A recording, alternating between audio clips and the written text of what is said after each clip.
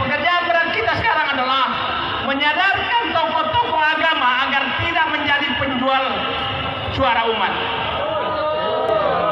Saya bukan ahli agama, tapi saya sering menyatakan apabila tokoh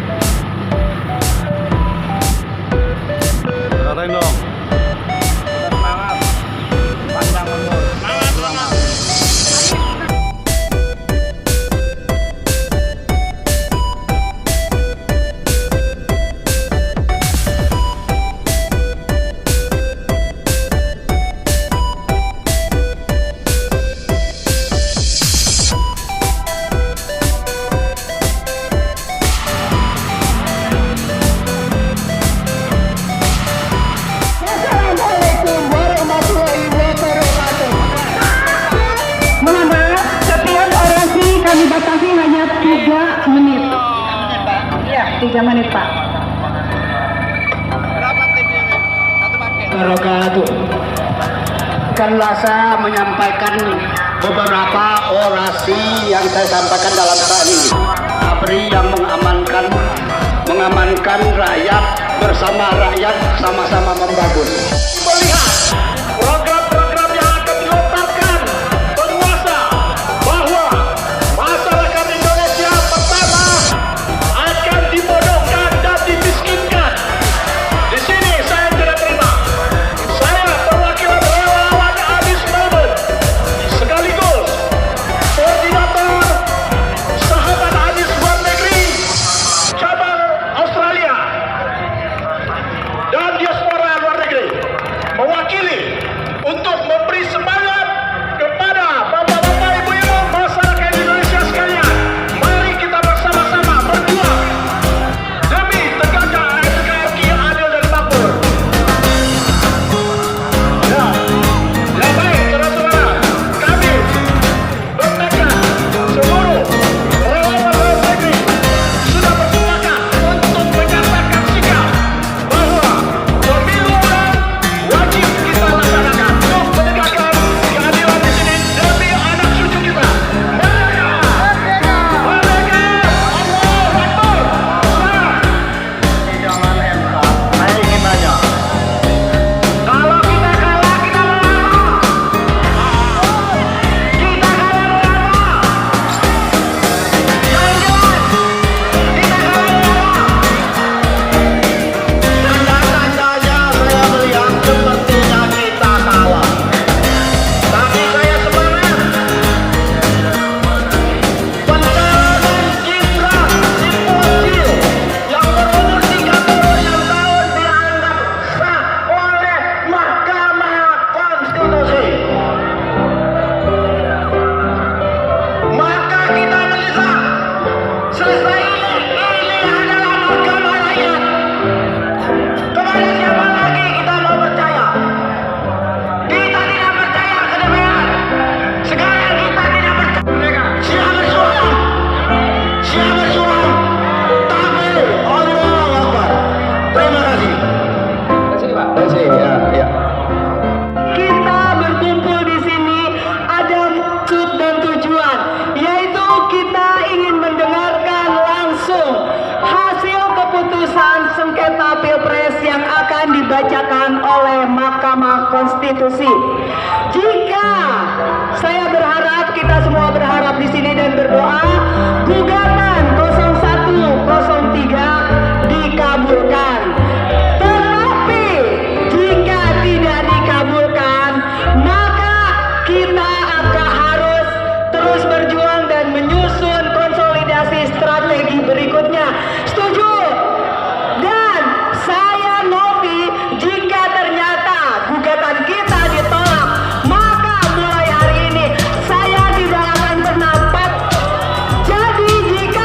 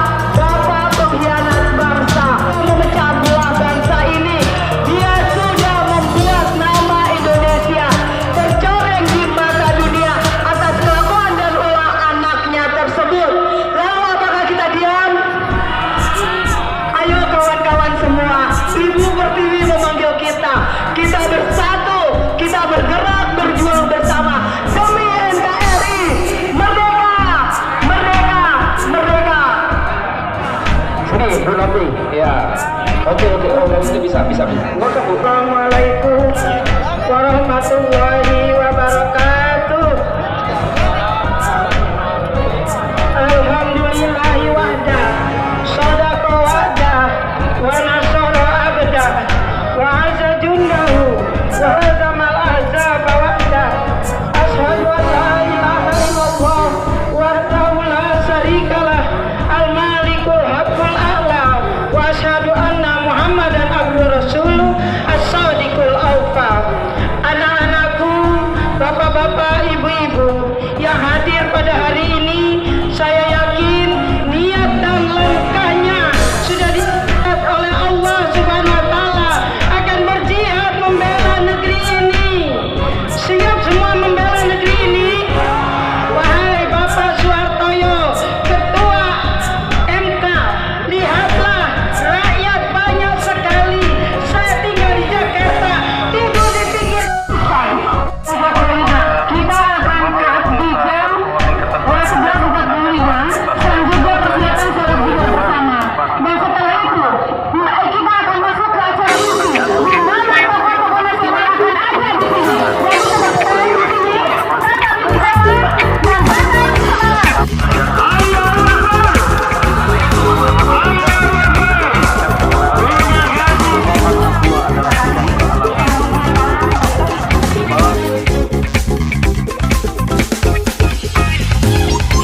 Gerakan Penegak Kedaulatan Rakyat atau GPKR terdiri dari 9 tokoh. Mungkin sebagian hadir di tempat kita menyampaikan sebelumnya saya mohon maaf tadi pagi tenggorokan saya masih bermasalah dan juga ada sedikit demam, maka saya minta kepada Korlam saya hadir jelang sholat zuhur. Pertama, setelah pembacaan keputusan Mahkamah Konstitusi, ada hikmahnya. Saya tidak datang pagi-pagi sehingga bisa menyaksikan lewat televisi paling tidak 5 atau 6 hakim Mahkamah Konstitusi. Saya dapat menyimpulkan bahwa Mahkamah Konstitusi menolak gugatan dari tim paslon 01. Mau ikuti saya. Inna lillahi wa inna ilaihi raji'un.